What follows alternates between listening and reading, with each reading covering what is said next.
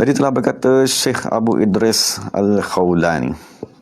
Jadi Syekh Abu Idris Al-Khawlani ni dia lah antara pembesar-pembesar tabi'in.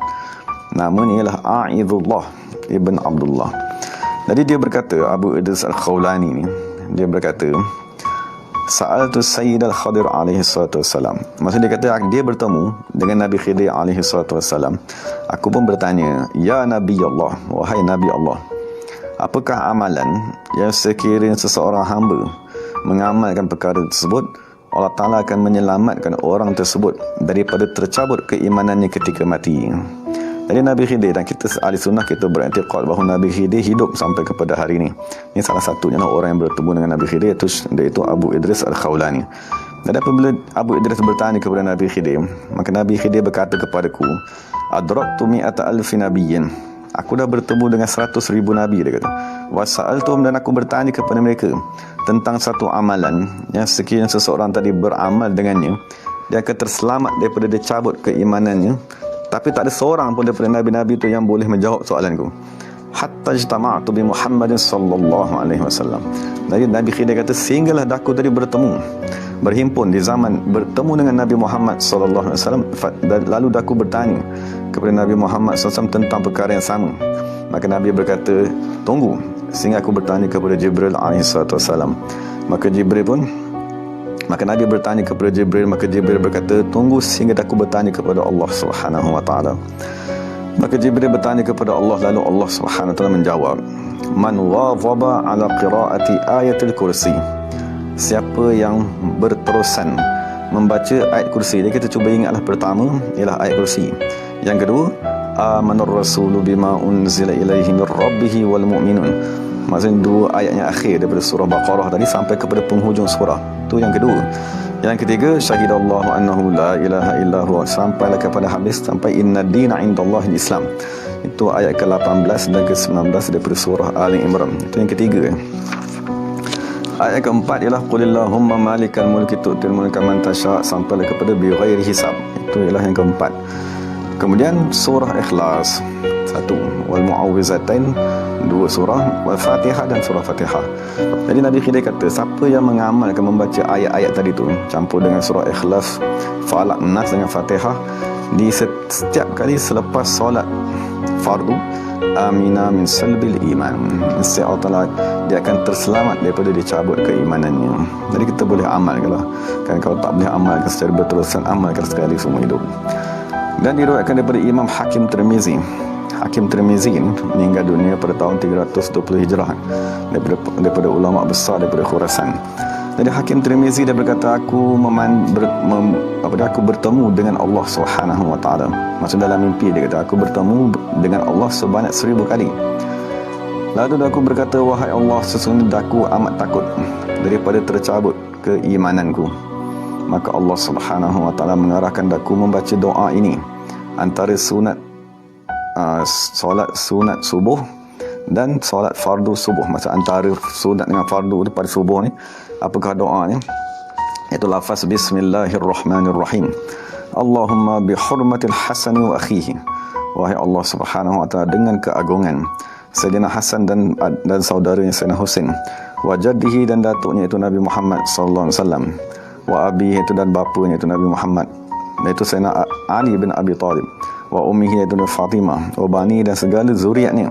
Najjini minal ghammil ladzi ana fi. Selamatkanlah daku daripada kerisauan yang daku berada di dalamnya. Kemudian kita sambung, ya hayyu ya qayyum ya dzal jalali wal ikram, as'aluka an tuhyiya qalbi bi nuri ma'rifatik.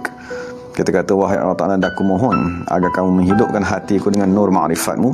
Ya Allah, ya Allah, ya Allah, ya Arhamar Rahimin. Jadi itu doa yang boleh kita baca antara sunat fajar dan fardu subuh. Dan dinyatakan dalam kitab Hayatul Hayawan. Kitab ini ditulis oleh Imam Muhammad ibn Musa ad-Damiri, meninggal dunia pada tahun 808 Hijrah. Siapa yang semayang setelah sunat maghrib 2 rakaat, mari kita semayang maghrib 3 rakaat, kemudian kita semayang sunat 2 rakaat, lepas tu kita semayang lagi 2 rakaat. Pada setiap malam membaca pada setiap rakaat tersebut surah Fatihah dan ayat kursi. Maksudnya dalam setiap rakaat tadi kita baca Fatihah, ayat kursi, qul huwallahu ahad, Falaq dan Nas. Rakaat pertama pun buat macam tu, rakaat kedua pun buat yang sama. Fa idza sallama, apabila dah memberi salam, maka dia berselawat kepada Nabi sallallahu alaihi wasallam sebanyak 10 kali ataupun 3 kali. Kemudian dia membaca doa ni, Allahumma inni astaudi'uka dini, wahai Allah Ta'ala, aku simpan di sisimu agamaku, fahfazhu alayya fi hayati, kau peliharalah agama tersebut pada ketika aku hidup, wa inda mamati, dan ketika aku mati, wa ba'da wafati, dan setelah kematianku. Jadi siapa yang mengamalkan sedemikian dan membaca doa tersebut, maka dia akan terselamat daripada su'ul khatimah.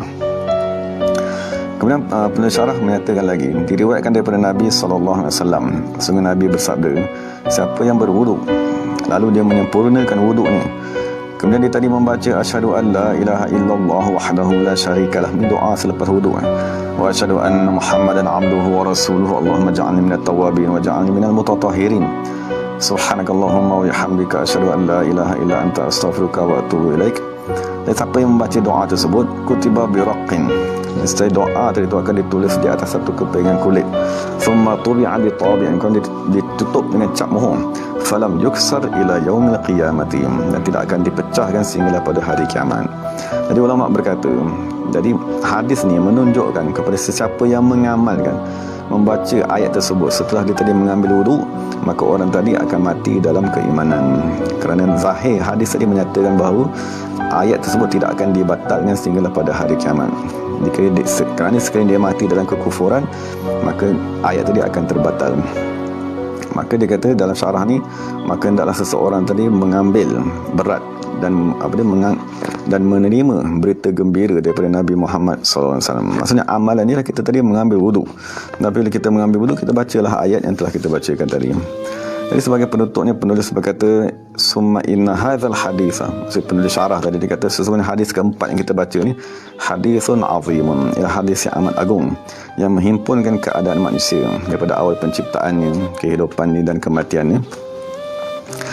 Dan dia kata hadis tersebut diriwayatkan oleh Imam Bukhari dan Muslim di dalam sahih kedua-duanya. Moga-moga Allah Ta'ala merahmati kedua-dua imam tersebut. Jadi sebagai kesimpulannya yang nak dinyatakan dalam hadis ini ialah perlu ada di dalam diri kita ketakutan apabila kita tadi ingin menghadap Allah Subhanahu Wa Taala. Dan yang paling penting sekali ialah kita tadi mengambil perhatian bahawa sesungguhnya yang nak dikira di sisi Allah Subhanahu Wa Taala ialah penutupnya.